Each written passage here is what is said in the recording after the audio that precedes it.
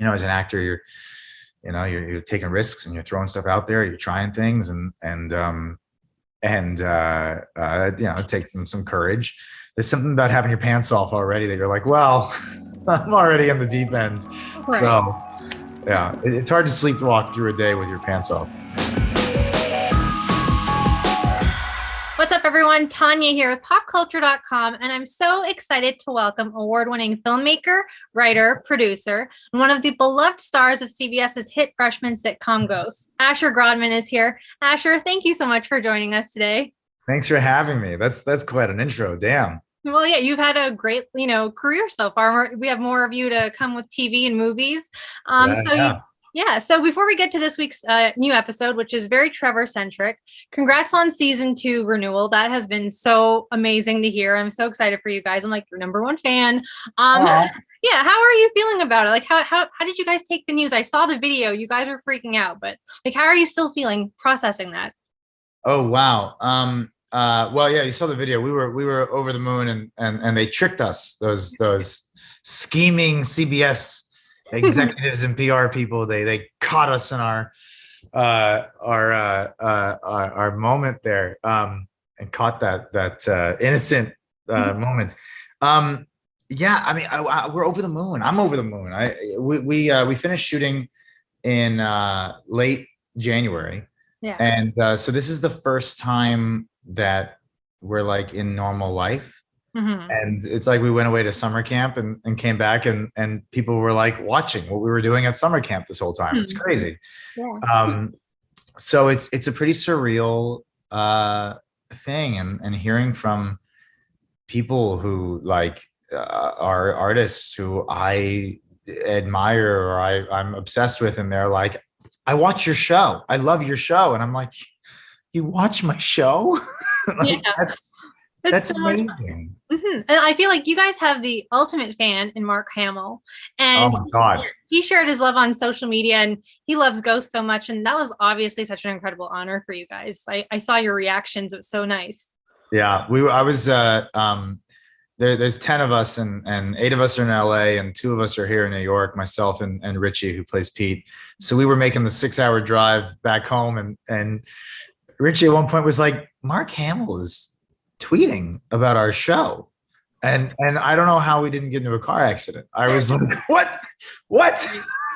Yeah. And then he proceeded to individually tweet every single one of us. Yeah. Like he was on this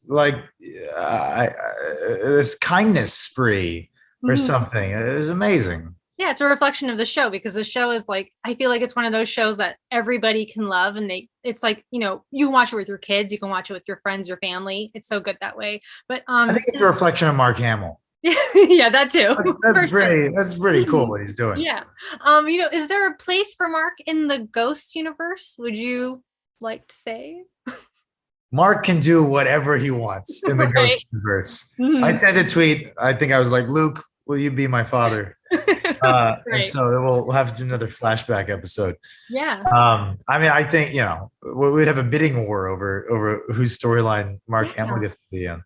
I would imagine that. Like, everyone's just fighting over, like, he's gonna be like Sam's dad, or he's gonna be like Richie's, like, uncle or friend. Like, or Trevor's dad. The rest don't really matter. Yes, the rest don't matter. Okay. And just for of course. What do you think it is about the show that, it's resonated so much with fans? Oof. I guess there are a few things. I think one is that the writing is great. Joe Port and Joe Wiseman, our creators, our whole writers' room, they're so clever and funny and heartfelt. There's so much like just joy on the page, which is amazing, and I think really rare. I also think that the concept is so clever, that like in any episode we could go in any direction. Yeah. And the fact that there are so many possibilities is very exciting. And then I think the last thing, in addition to I think that there's, the people I get to work with, the cast is amazing. In addition to that, there's something about like taking the thing that is the most inaccessible thing in the world, which is like, people after they die, and making them utterly accessible to the point that it's mundane. Like they're always there and we can't get away from them. Right. I think makes some things that can be very dark, very joyful and accessible. And people are liking it, which is like the greatest. I mean, it's the greatest thrill in the world. Yeah, they're not liking it. They're loving it. There's a difference. They're loving it. Like the ratings every week, I feel like it keeps growing, and then it's on Paramount Plus, which we have to plug because it's, you know, our family. But like, that's the thing too. Like you can watch it, and I feel like that's helping it grow. I feel like so much. And, you know, you have fans everywhere now. Yeah, it's crazy. I have a lot of friends who are journalists, and they always tell me about how miserable Twitter is. But like, if you're on Ghosts, Twitter is lovely. Like, it's a wonderful neighborhood. It really is. So it is a surreal experience, and that means a lot. What you said. Yeah. We're lucky to be part of it, and for us, it's especially great because we really like each other, like as a group. Mm-hmm. So it's just fun to go to work every day. Yeah. And, you know, let's talk about this week's episode, aptly titled Trevor's Pants, because it's been a long time coming, this mystery. What can you tease us about the episode without getting into spoilers? Oh, well, I can tease that for a few scenes, you won't have to see my thighs. Okay. That I can tease. Mm-hmm. Let's see, what else can I tease? I can tease that you will meet yet another Woodstone relative. Okay. You've got Sam, you got Hetty, you had Elias. There'll be another one in this lineage. What else can I tease? I can tease that when I read it, I was completely surprised. Yeah. And so I would imagine that other people will be too. I've gotten a lot of, you know, fan theories about what might have happened. And all I can say is that you're all wrong. Right. Yeah, I loved the episode. I already watched it like 3 times, and it's such an interesting episode because I never would have guessed it would have gone in that direction. But, you know, like Isaac, I felt like the truth about Trevor losing his pants was gasp-worthy. Gasp-worthy. Yeah, but, you know, also it's very telling, I feel like, of Trevor's true character without spoiling anything. But I'm wondering, where do you think it leaves Trevor after that moment that we learn more about him going forward? I think that, you know, for me, Trevor is kind of like the kid brother of the group, you know, but he is very much, he's the most closely aligned with the real world, the living world. Yeah. And I think in this episode, the family that he identified himself with is maybe superseded by the family that he is currently with. Mm-hmm. And I find that to be very sweet. Yeah. Yeah. I love it because, like, I feel like your character, you know, even though he's not living anymore, he's a ghost, he still is growing like inside, and like he's still like becoming a full developed sort of soul, I guess, because the way he's kind of with these people. And I feel like it's more with Sam. When Sam came in, she's kind of like opening up these layers of everyone, which is really sweet. And everyone's like, I don't know, the show is just so good. Like, I love it. I cry, I laugh. It's got everything. Oh, yeah. It's kind of like the 8 of us are like in timeout for all of eternity. Right. You think about what you did, and you learn some lessons, and then Sam shows up, and Jay shows up, and you know, synapses start firing. Mm-hmm. And the episode does feature Rob Huebel as one of Trevor's Wall Street bros. What was it like having him on set? Because I'm sure he's very funny. He's so funny. Rob immediately showed up with like there's a thing about like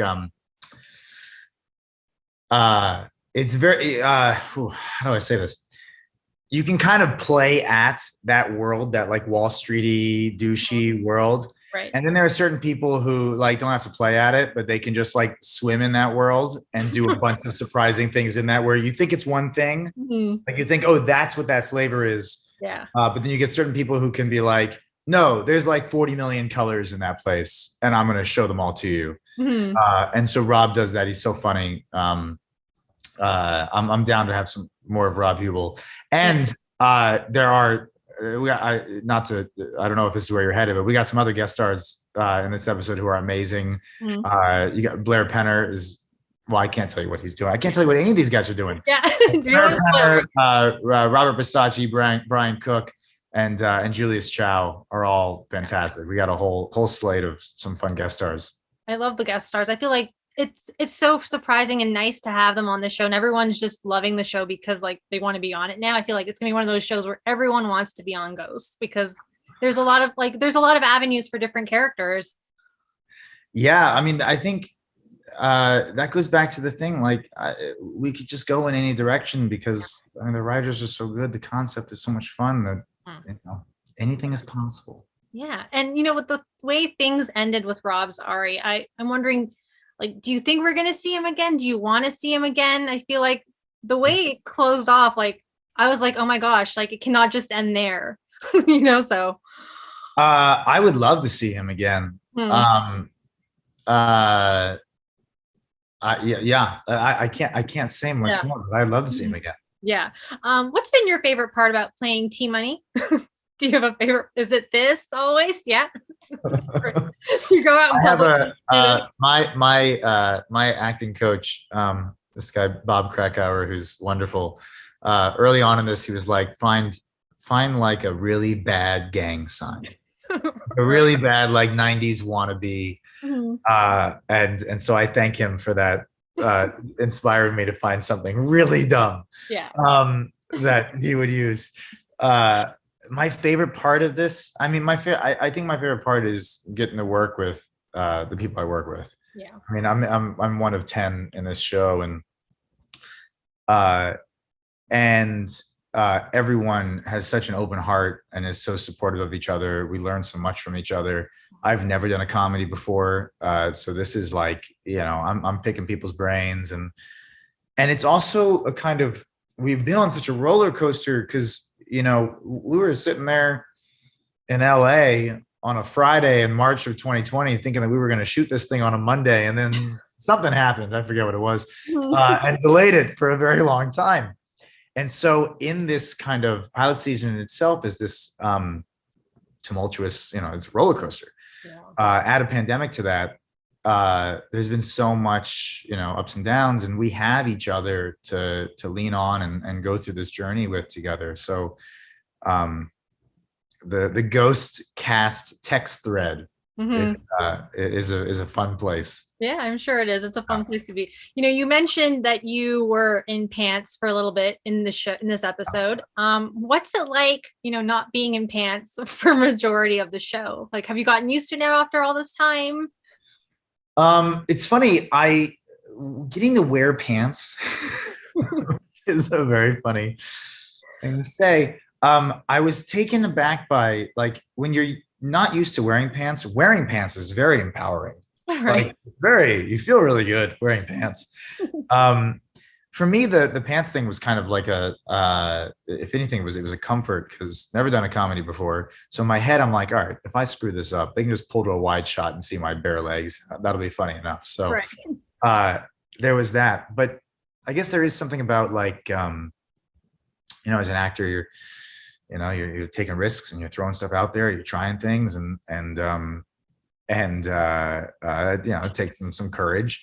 There's something about having your pants off already that you're like, well, I'm already in the deep end. Right. So yeah, it's hard to sleepwalk through a day with your pants off. But you do a great job with it. I mean, it's fine. Everybody, I feel like it's, pandemic, everyone's sort of not wearing pants anyway. So you fit right in. That's right. You fit right in. What more can you tease us about the show this season and your character in particular? I love I think Trevor gets away with a lot of the stuff that he says, that like objectifying things. He gets away with them because he is objectified, and he's half naked, and so, like, the impact is dulled. And those moments where Trevor gets, like, thrown on his heels a little bit, I love those moments. And there is one coming up. Okay. I can tell you that, and I can tell you that when we get to the finish line of the season, there will be an epic rivalry that'll bring us to an epic battle. Oh wow. Okay. So ghosts battling each other. Okay. That's gonna be fun. I was wondering, like when I was watching this episode, I feel like Sap is, sort of, I guess, like, Pete's more of your best friend, I feel like, on the show. Trevor's best friend on the show. Yeah. But do you feel like sometimes your Trevor sort of moves between crowds? Like, does he maybe sometimes he's more of a best friend to Sap, or even sometimes with big guy Thor? Yeah, Pete is definitely Trevor's guy. Trevor's like best bud, and they can, there's a lot Pete is the only one who can comprehend a little bit of what Trevor's life must have been like. So even though Pete may not agree with a lot of the things Trevor did, he at least gets it, which is the beginning of a, foundation for a friendship. Yeah, I think Trevor looks at Thor and is like, wow, there's a lot of potential for fun there, but you're crazy. Yeah. And but I think they're actually getting a lot closer. Sass has screwed with Trevor a couple times. Yeah. But also, like, Sass is gonna show up in a way that Trevor didn't expect. Yeah. So I think there is some developing happening there. I'll tell you, there's a scene in the previous episode that I did with Roman where we break into the computer. Oh yeah. I think was one of my favorite scenes to shoot all season. Roman, who plays Sasapius, is wonderful. It's a good group. Yeah, it is a great group, and it's a great show. It comes every Thursday at 9:00 Eastern on CBS. We have to plug that. Asher, thank you so much for your time today. It has been an absolute pleasure. You're the best. Seriously. Oh my God, that's so sweet. You're the best. Thank you for having me. Well, of course. And guys, for more on ghosts and everything Asher Grodman, please keep it locked to popculture.com for the latest.